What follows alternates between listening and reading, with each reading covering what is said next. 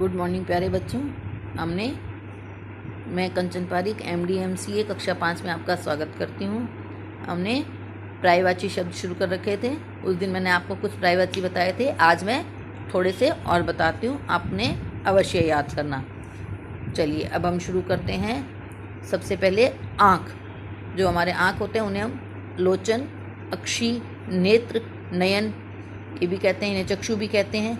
उसके बाद भ्रमर, जो भंवरा होता है ना, उसको कहते हैं। अपने फूलों के ऊपर छोटा सा काला कीड़ा होता है, उसको देखा है, उसको कटी जो होता है उसको कहते हैं। मधुप, भौरा, मिलिंद और मधुकर। उसके बाद इंद्र, पुरंदर, देवराज, सुरपति और मगवा। उसके बाद मनुष्य, पुरुष, मनुष्य, मानव, मनुज, इसे नर भी कह सकते हैं। उसके बाद हम आगे चलते हैं। ईश्वर यानी कि भगवान, प्रभु, परमात्मा, जगदीश। ईश्वर को हम इतने नामों से बुला सकते हैं। उसके बाद आता है राजा, मही, भूप, नृप, नरेश। उसके बाद आता है कपड़ा, परिधान, वस्त्र, वसन, पट, जो हम पहनते हैं ना, उनको कहता है, उसको कपड़ा है, उसको हम इतने सारे नामों से बुला सकते हैं। उसके बाद आता है रजनी, रजनी यानी रात, रजनी, निशा, रात्रि, रैन, ये भी सारे नामों से हम बुला सकते हैं। उसके बाद आता है कमल, सरोज, अरविंद, जलज, पंकज। कमल का फूल होता है ना, जो कीचड़ में खिलता है, उसको हम इतने सारे नामों से बुला सकते हैं।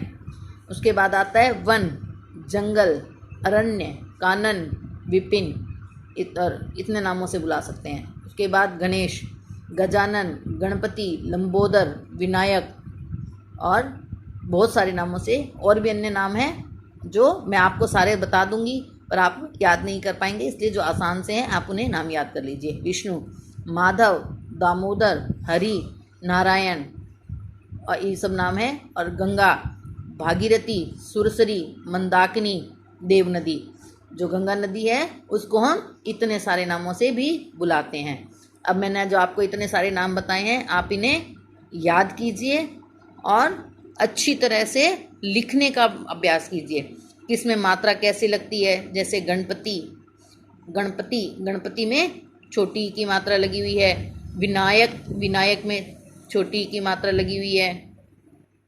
हरि, हरि में भी छोटी की मात्रा लगी हुई है। भागीरथी है, इसमें आपको ध्यान रखना है, दोनों मात्रा बड़ी लगनी है। सुरसरी, उसको आप सुरसरी बोलेंगे तो इसका मतलब सुर पे बड़ी, सू पे बड़ी आ गई, अरी पे भी बड़ी आ गई, नहीं, आप इसको सही उच्चारण से बोलेंगे सुरसरी, यानी कि जैसा आप उच्चारण करेंगे आप वैसी ही मात्रा लगाएंगे। जैसे ये मंदाकिनी है, मंदाकिनी, मंदाकिनी में हमने की जल्दी बोला है और नी धीरे धीरे बोला है, इसलिए इसको सही उच्चारण से बोलने की कोशिश कीजिए, मंदाकिनी, ताकि हमें बोलते ही पता चल जाए कि इस पर मात्रा बड़ी लगनी है या छोटी लगनी है। चलिए हमने अपना इतना कर लिया। अब मैं उम्मीद करूँगी आप सारे याद भी करेंगे और इन्हें अच्छी तरह लिख लिख कर याद करेंगे। चलिए ये आपका गृह कार्य है, आपको ये 3 लिखने हैं, आँख, मनुष्य, ईश्वर और राजा।